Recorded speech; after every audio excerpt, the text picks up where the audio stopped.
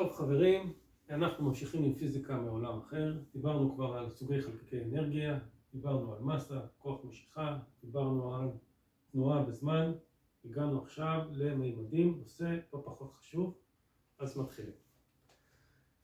דבר ראשון, רענון קטן לגבי כיווני המימדים שיש לנו. אז יש לנו מימד אחד שהולך קדימה אחורה, ימינה שמאלה, כלומר לצדדים, ואם נקפל את זה אז נקבל גם מימד שלישי שמדבר על למעלה למטה. אוקיי, זה בגדול שלושה כיוונים למימדים שקיימים לנו ביקום. אבל לא באנו לדבר על כיווני המימדים, באנו לדבר על המימדים עצמם, בכלל להסביר מהי מימדים. ולכן אני אשאל אתכם מספר שאלות שיעבירו את הנקודה הזאת.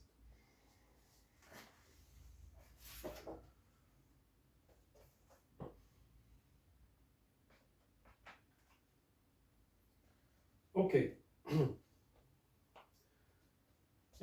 יש לי כאן מלבן ומרובע בריבוע. המלבן 20 על 10, שטחו 20 על 10, והריבוע 10 על 10. אנחנו נתייחס אליהם כאל שני יקומים מקבילים, יקום אחד ששטחו הוא 10 על 10, יקום אחד ששטחו הוא 20 על 10. אוקיי. עכשיו השאלה שלי לכם היא, האם יש הבדל בין גודל השטחים האלה במידה ואין בהם כלום? לא אטום, לא אלקטרון, לא פרוטון, לא ניוטרון, לא חלקיקים אפלים, לא שום חלקיק אנרגטי כלשהו, אפילו לא אור. אין בו כלום, שום דבר, כלום ורק כלום. האם השטח הזה שנמצא למטה גדול מהשטח שנמצא למעלה? ובכן, התשובה היא שלא, כי כלום זה אפס, ושטח לא משנה גם אם הוא אינסופי, ברגע שהוא כפול אפס, הוא נשאר אפס, ולכן השטח הזה שלמטה והשטח הזה שלמעלה בעצם אינם קיימים כלל. עכשיו נעשה את זה קצת יותר מעניין, ונוסיף לשטח שלמטה חלקיק אחד בצד ימין, ולשטח שלמעלה גם כן נוסיף חלקיק אחד בצד ימין. עכשיו רבותיי, כבר אין לנו אפס פה, יש לנו פה חלקיק בתוך שני היקומים הללו. ואני אשאל אתכם שוב את אותה שאלה, האם היקום שנמצא למטה, ששטחו 20 על 10, גדול מהיקום ששטחו 10 על 10? ובכן, התשובה היא שוב לא. ולמה לא? כי אומנם בשניהם יש לנו חלקיק אחד, אבל מסביב לחלקיק הזה, מה יש? אין כלום. גם ביקום הזה אין שום דבר חוץ מחלקיק אחד, וגם ביקום שלמעלה אין שום דבר חוץ מחלקיק אחד. לכן כל היקום שלנו הוא לא השטח שאין בו כלום, כל היקום שלנו הוא שטח החלקיק האחד שיש. וכלום נשאר כלום, תמיד יהיה כלום, תמיד היה כלום. אוקיי? שני השטחים, שני היקומים שלנו הם בגודל החלקיק היחיד שיש בו. עכשיו נעשה את זה עוד קצת מעניין. נוסיף בצד שמאל חלקיק נוסף למעלה, ובצד שמאל חלקיק נוסף למטה, ונשאל שוב את אותה שאלה.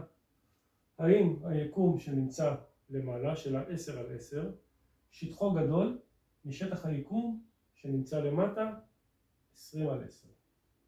ובכן רבותיי, הפעם התשובה היא שוב לא. והסיבה שלו היא פשוט שבין שני החלקיקים האלה מה יש? אין כלום. וכלום הוא כלום, תמיד היה כלום, תמיד יהיה כלום. ולכן כלום קיים בין שני החלקיקים האלו, וכלום קיים בין שני החלקיקים שלמטה, והיקום שלנו הוא בעצם שני יקומים שביניהם אין כלום, וכנ"ל כאן שני יקומים שביניהם אין כלום. והמרחק ביניהם הוא כלום. אין פה כלום. אוקיי, קצת מורכב, אבל למעשה המרחק בהם הוא כלום, אז הם נמצאים באותה נקודה. אלא אם כן יש ביניהם דחיקה. ואם יש ביניהם דחיקה, זה לא משנה באיזה מרחק הם, איפה שיש דחיקה בין החלקיקים, אנחנו מתחילים לקבל מימדים. חברים, חומר אפל יוצר דחיקה, או אם תרצו אנרגיה שהיא עשויה מחלקיקים שליליים בלבד, יוצרים דחיקה, ולכן יש לנו מימדים בחלל.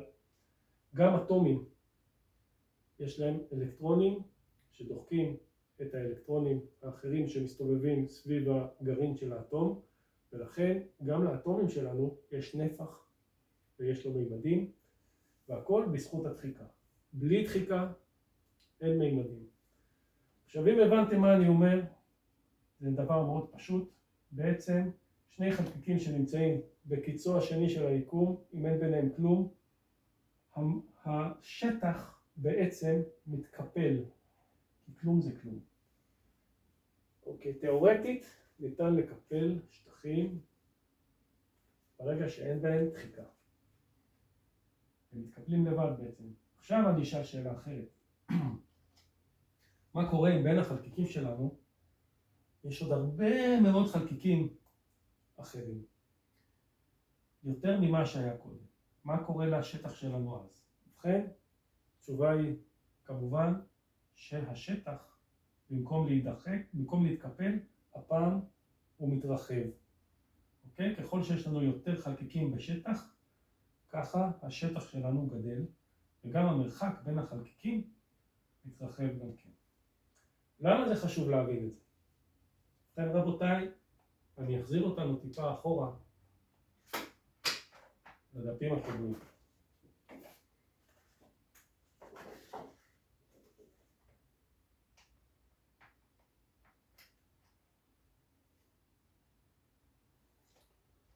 אוקיי, הנה לנו מערכת שמש, שמש שטסה לה למעלה בכיוון שביל החלב, כדור הארץ שגם כן טס למעלה אבל גם מקיף אותה, אוקיי, לכן נתתי לו כאילו כיוון אלכסוני, וירח שסובב סביב כדור הארץ, גם כן המסלול שלו הוא לא אפס, הוא טיפה אלכסוני, והוא מקיף את כדור הארץ. אבל כשהם מבצעים את התנועה הזאת, הם בעצם כל הכוכבים, כוכבי הלכת והירחים שלנו, בעצם דוחקים את החלקיקים שנמצאים בכיוון התנועה שלהם, הם נדחקים ומגיעים תוך כדי תנועה לצידו השני של השמש שלנו, או לצידו השני של כדור הארץ, או לצידו השני של הירח. סליחה. וכאשר הם עושים את זה, בעצם השטח שנמצא לצמוד בין השמש לחלל טיפה מתרחב. למה? כי יש לנו עוד טיפה חלקיקים. כמות החלקיקים פה עולה. יש לנו עוד טיפה חלקיקים, אז בעצם דיברנו מקודם על זה שהזמן, כשיש לנו קצת יותר חלקיקים, בעצם הזמן התחיל לזוז יותר לאט. אמרנו שהמסה טיפה גדלה איפה שיש יותר חלקיקים, כי יש יותר לחץ של חלקיקים על השמש שלנו. ועכשיו אנחנו אומרים גם שהמימדים בשטח הזה בעצם טיפה מתרחבים. עכשיו צריך להבין, זה לא משהו שניתן לראות אותו. לא ניתן לראות אותו כי אור הוא לא חיובי או שלילי. אור זה אנרגיה אחרת, אין לה את התכונה הזאת, ולכן אין לה שום בעיה לעבור דרך השטח הזה. אנחנו לא נראה שהשטח מתרחב, אבל הוא כן.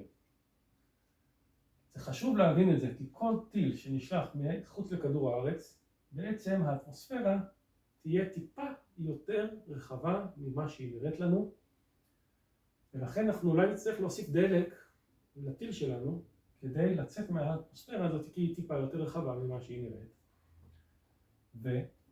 והסיבה שהיא יותר רחבה היא שחלקיקים זזים בשכבת האטמוספירה, חלקיקים שלא מצליחים לעבור בגלל ריכוז הגדול של חומר שנמצא בכדור הארץ, איפה שיש אדמה ולבה רותחת, מגמה ומים, חלקיקים שלא מצליחים לעבור דרך הדברים האלה בעצם נדחקים לכיוון השטח של האטמוספירה, ואפילו מחוץ לאטמוספירה טיפה יש לנו עוד חלקיקים שגם כן לא מצליחים להידחק דרך האטמוספירה, וכל השטח הזה בעצם מתרחב טיפה ממה שנראה לנו.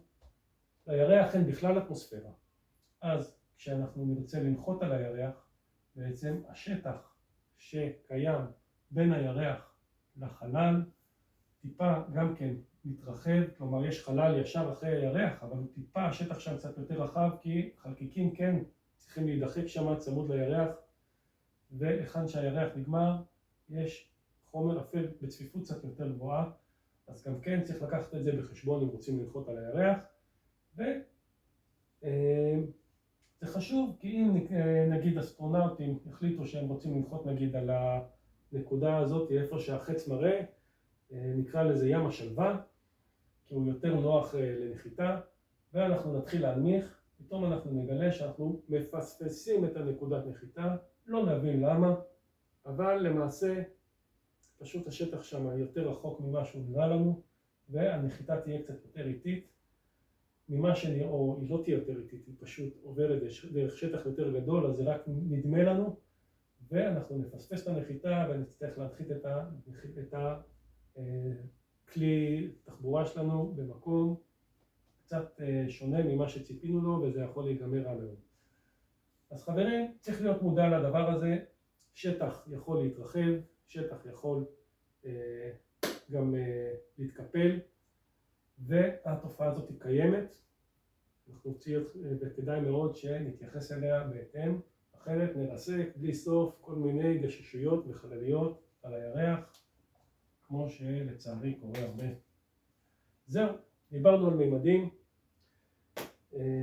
דיברנו על מים מימדים, ממה הם עשויים, ואני מקווה שירדתם לסוף דעתי. הנושא הזה יביא אותנו, אתם תראו, מהר מאוד יתחבר לנו עם חורים שחורים בקצה היקום, אבל על זה אנחנו נדבר בהמשך ההרצאה הבאה. אז ההמשך יבוא.